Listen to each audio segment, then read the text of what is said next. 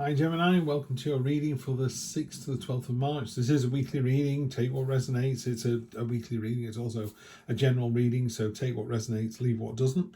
I've already drawn the cards for you, and we've got present position, present expectation, unexpected, short-term future, long-term future. Short-term future next week, long-term future next 1, 2, 3 weeks, something like that. Energy on the bottom of the deck, fantastic. The pioneering card, the Two of Wands, the card of, you think you've got the whole world in your hands, and that's a great attitude to have. You haven't. It's almost like you're just at the start of this journey.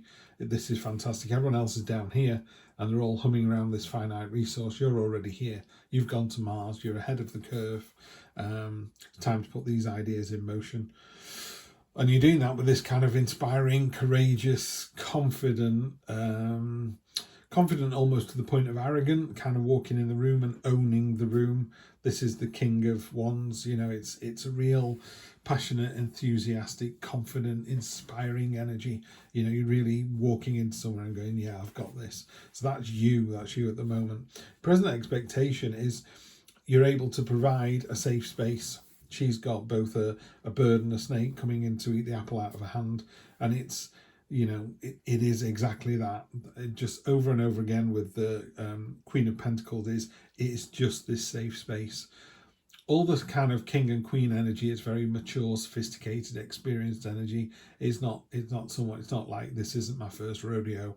I've done this before. I've done it, loads and loads of times. I know how to be diplomatic. I know how to get the best from two parties.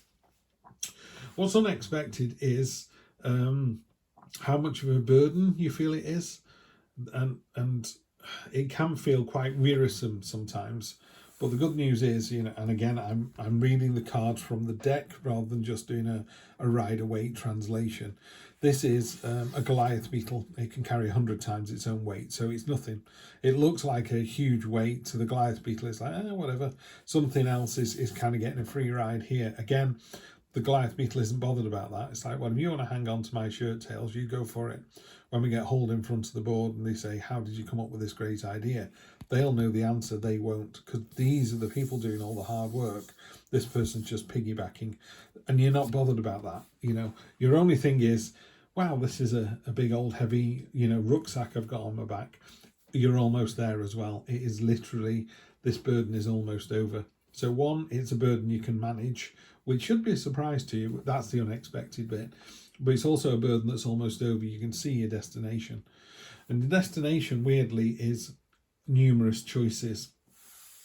So it's quite simply the Seven of Cups, the choice card. This is the momentous choice. This is the real biggie, the one that you really, really want. And what this card does is it reminds us that you can dream as big as you like. There's no problem with any of these choices here. But this one down here, they're all formed from smoke, and from smoke they will return. So you need to make a choice. I used to say of this card, you could not make a choice, because not making a choice is making a choice. I don't believe that anymore. I think Tarot doesn't want us to do that. It doesn't want us to get to a crossroads and go, I don't know whether to go north, south, east or west. I'm going to stay here. Tarot just goes, well, I don't know what you want me to do then. You need to go north, and he goes, whoa, I wanted you to go west. I'll start plotting it so you end up going west again. Or, oh, I want you to go west. Oh, you're going west. Oh, good. So literally you've come to a bit of an impasse here, and it's like you just need to make a choice. So you can't not make a choice, but you could make maybe not the best choice, the optimum choice. You could make, in inverted commas, the wrong choice. I'm not a big believer in that either. I don't think there are any wrong choices. I think in the example I've just given you, where somebody goes, I really wanted everyone to go west, and they all went north. Okay, let's start sending them northwest, west, and now they're back on track again. So it's just a little detour. So even if you pick the wrong thing, in inverted commas, it'll still only delay it a little while. So just make sure you make a choice. That's what I'm saying, and don't kind of dither or dawdle this week. This is the early part of the week. It's next week. A choice has to be made. Make it. And then long term, 1, 2, 3 weeks, you've got the nostalgia card. You've got the Six of Cups. And again, Arthur, the illustrator on this, and author of the True Black deck. He talks about these are full of candies or sweets in the UK, and they're a delicious treat, but they're not a meal, they're not sustainable. So by all means, enjoy this delicious treat, but don't get bogged down in this is where we get our food from here on in. And it's a card that just reminds you to look at the past without rose-coloured spectacles and go, yeah, wasn't it great 2 years ago before COVID? Yes, it was. However, we're not there now, we're here, you know. So how can I take my experiences of the past using this king and queen energy and move forwards, move onwards? Does feel a bit of a, I don't know what to tell you, because until you make this choice here, where do you go from then? You know, how do we move forwards? So I think the universe is sort of going, okay, we're at a crossroads. What now? What's your dream? Where do you want to go?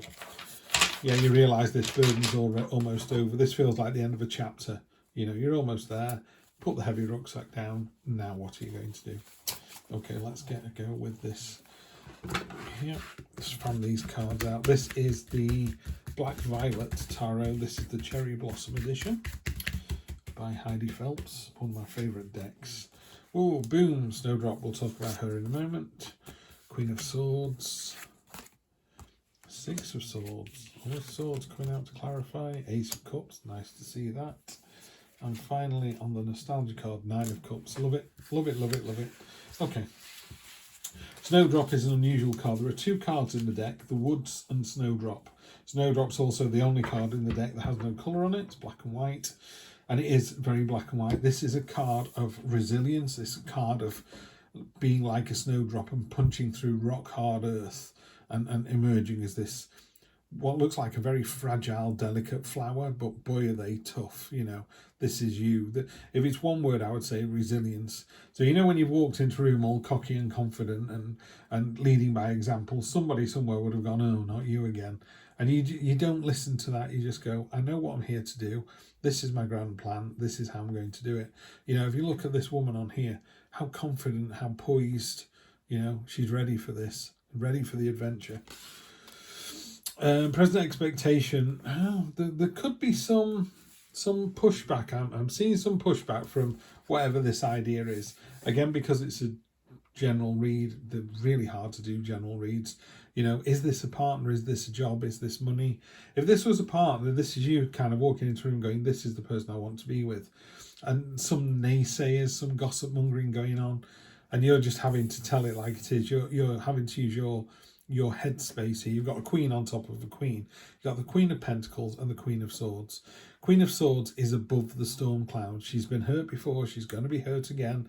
She's got a sword ready to defend herself, but she's willing to go into it again. She's willing to go into the lion's den and start all over again. Is she on a cliff? Yeah.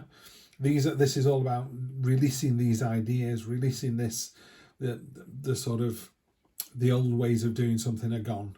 And what I really love about this card is she's very stoic and she's leading with a head, not a heart. So it is great in a relationship. You do have an Ace of Cups here as well. So it could be that, yes, your heart is being allowed to flourish and make those decisions, but you've got this headspace, which is in the cold light of day, I'm not going to make the same mistake again. Really nice energy, that one with the two queens there. What's unexpected is, one, we've got the burden card. We've also got the refugee card. It could be that next week you're coming to the straw that breaks the camel's back. And this card here, she's taken a child and then she's gone, enough, I'm out of here. Now, normally, and again, I'm going to read the card as it is, but normally on a Rider-Waite deck, the water's very turbulent on this side and still on the other, and it's about sailing away from a situation. It's about going, do you know what? I'm not doing this anymore. I'm not having this burden. I'm going to put those sticks down and we are just going somewhere else. The card is great for that, and he says, well done you, and you're taking the bare minimum with you to do it, so it's really committed. What it will say is you're still carrying those burdens with you. So, for example, if you've got a partner or an ex who just won't leave the picture, they're still going to be in the picture, yeah?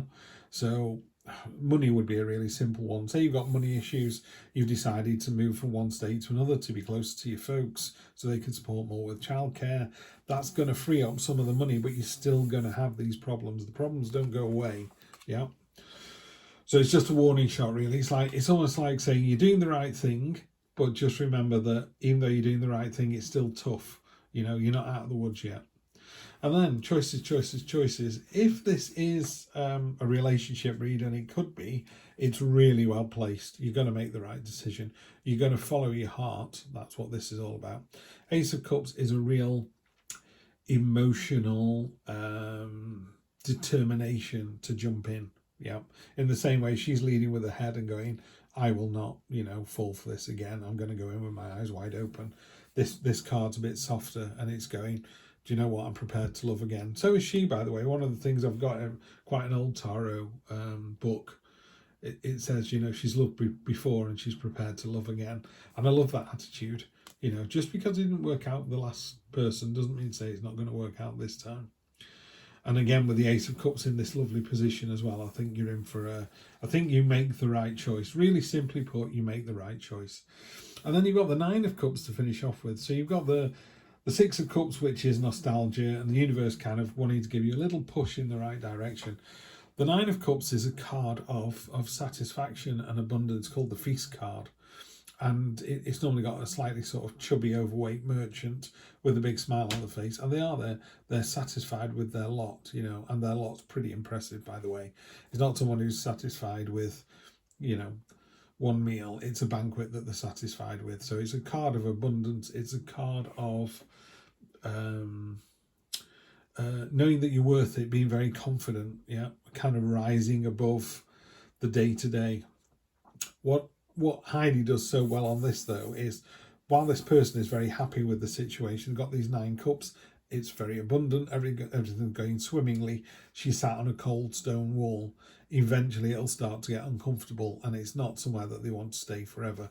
So it's a card of, you're in the right place right now and you're doing the right thing right now, but don't rest on your laurels, because eventually where you are won't be good enough. Yeah. So I think you're in a great place and you're heading towards an even better one. And it's just these choices down here that are going to trigger that. It's a beautiful position to be in, Gemini, because there are lots of people who are in this situation here where the job's pretty good, the partner's pretty good, their life's pretty good, and they're just going to stay there. You're like that, but you're on this cold stone wall as well, and that cold is beginning to seep into your bones, and you're very kind of, I've got a great partner, I've got a great life, I've got a great job, but what if? How do I make this better? Doesn't mean to say it's a new partner, by the way. It just means that you're making sure that you continually move forward and continually progress. Really nice reading, Gemini. Love it, love it, love it. So I will see you next week for more of the same, and we'll see where this takes you. Take care.